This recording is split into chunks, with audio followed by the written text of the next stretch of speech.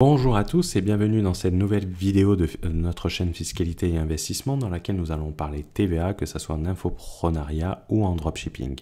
Si vous avez des questions sur cette vidéo, n'hésitez pas à utiliser les commentaires.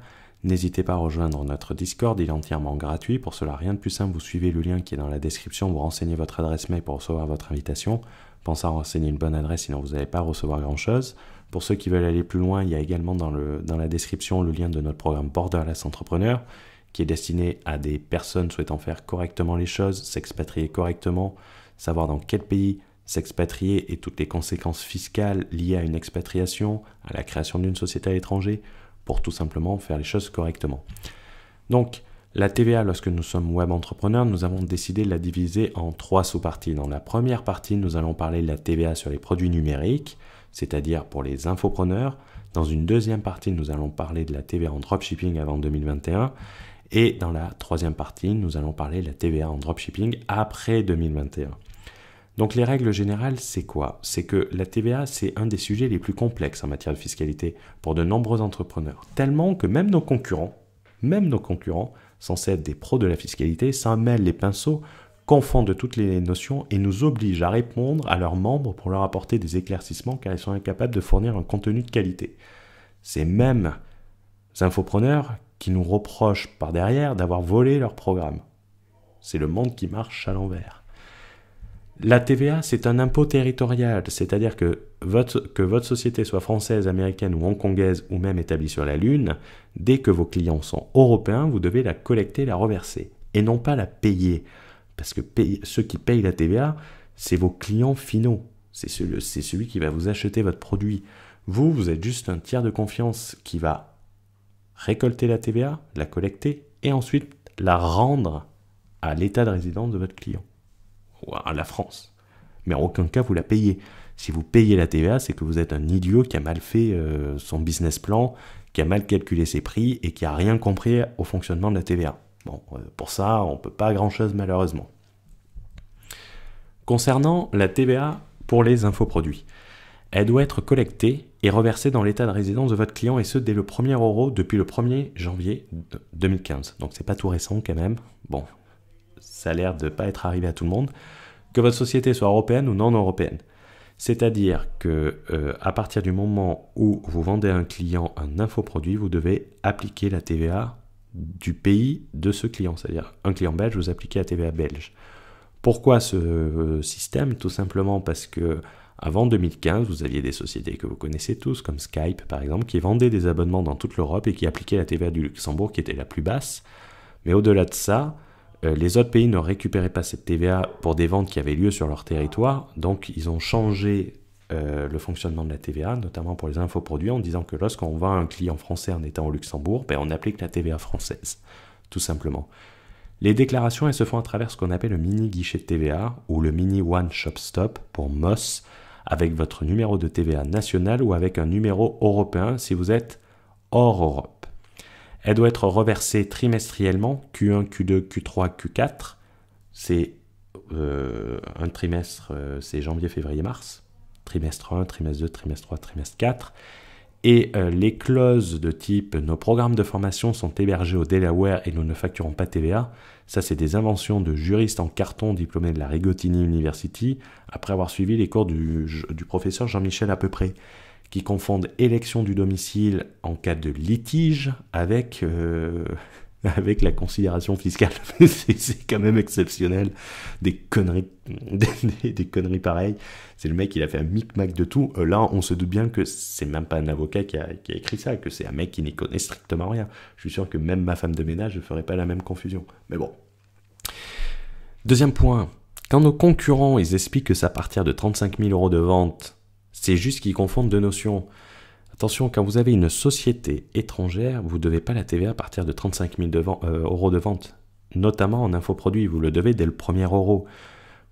Bon, on ne va pas leur jeter la pierre, ce n'est pas des spécialistes. On ne peut pas leur reprocher de ne pas savoir et de ne pas faire la distinction entre un produit et un service. C'est quand même quelque chose assez complexe, visiblement. Mais lorsqu'on vend de l'infoproduit, c'est dès le 1er euro. Les 35 000 euros, c'est les seuils de vente à distance en dropshipping lorsqu'on vend des marchandises qui nous autorisent en plus, comme on va le voir après.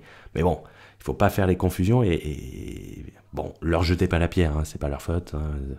Ils sont compétents dans d'autres domaines, ils peuvent être incompétents en fiscalité après tout. Concernant la TVA en dropshipping en 2021, on va venir sur la confusion du 35 000 euros. En matière de dropshipping, il y a deux régimes. Il y a ce qu'on appelle sous les seuils de vente à distance, les fameux 35 000 euros, et au-dessus des seuils de vente à distance. Le seuil de vente à distance, c'est tout simplement un seuil qui est déterminé par chaque pays, mais généralement c'est soit 35 000 euros, soit 100 000 euros, par exemple pour l'Allemagne. Il y a d'autres pays qui seront à 80 000 balles, comme la Grande-Bretagne. Si vous êtes français, que vous vendez en Belgique, que le seuil de vente à distance est fixé à 35 000 euros, si vous faites 33 000 euros de vente, vous appliquez la TVA française, vous collectez la TVA française et vous la reversez à la France. À partir du moment où vous allez dépasser ce seuil de 35 000 euros, vous allez devoir appliquer et collecter la TVA belge et la reverser à l'État belge, ce qui nécessitera de s'immatriculer en Belgique à travers un représentant, à travers une société spécialiste ou directement à la TVA auprès des services fiscaux belges. Et vous devrez payer la TVA dans chaque État dans lequel vous dépassez le seuil de vente. Avec des sociétés non européennes, comme des LLC au Nouveau-Mexique, ces seuils ne s'appliquent pas. D'accord ? Deuxième, troisième ou quatrième confusion. Cela s'applique uniquement si vous avez une société qui enregistre la TVA en Europe. C'est pour les sociétés européennes, c'est pas pour les sociétés non européennes. Concernant la TVA en dropshipping, qu'est-ce qui va changer en 2021 ? En gros, il y aura toujours ces deux régimes qui vont être sacrément simplifiés. Il y aura toujours cette question de seuil de vente à distance, mais par contre, ces seuils seront uniformisés à tous les pays d'Europe à 10 000 balles. C'est-à-dire à partir du moment où vous vendez moins de 10 000 euros, vous appliquez la TVA de votre pays d'incorporation, la France, comme on a pris l'exemple, France-Belgique, et au-delà de 10 000 euros, vous devrez collecter la TVA et la reverser, mais sauf que cela ne nécessitera pas une immatriculation dans le pays, vous pourrez passer par le MOS qui sera ouvert aux dropshippers également. Pour les ventes de marchandises, vous pourrez remplir votre déclaration au MOS.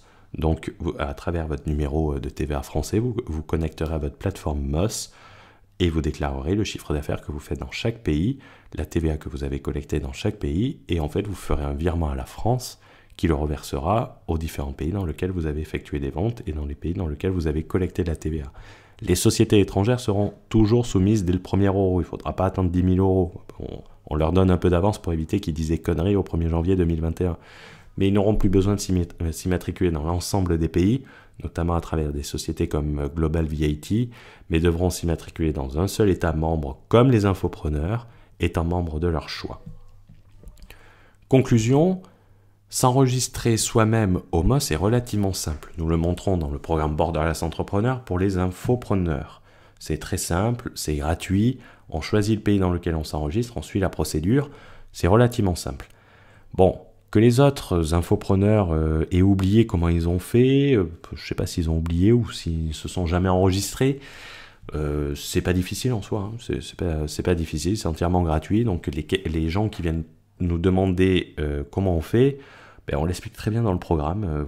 Vous êtes trompé de programme au début, vous aurez mieux fait de prendre le nôtre, mais on n'est pas responsable de vos choix. Dans le programme, nous montrerons également comment faire les déclarations trimestrielles. Ça, je ne sais pas si les autres infopreneurs peuvent le faire, enfin du moins ceux qui ont des régimes non UE. J'ai un peu de mal quand je me souviens d'une certaine personne qui habitait à Malte, qui vantait le montage Malte-Hong Kong et qui disait « moi je fais péter la TVA en 2016 ». Je ne sais pas comment il peut trop montrer des déclarations trimestrielles, comment il faisait ses déclarations trimestrielles. C'était en 2016, donc après la directive. Peut-être qu'il faisait ça, peut-être que c'était un gros blagueur en fait. Nous recommandons également un logiciel de comptabilité que nous utilisons qui se plug sur Stripe et PayPal et qui va vous permettre de suivre vos déclarations de TVA et faire vos déclarations de TVA vous-même d'une manière vraiment aisée et vraiment facile. Cela change également des infopreneurs qui vous ont vendu des LLC en disant c'est zéro comptabilité. Faire une déclaration de TVA sans avoir tenu de comptabilité, j'ai en quelque sorte envie de vous dire... Bonne chance.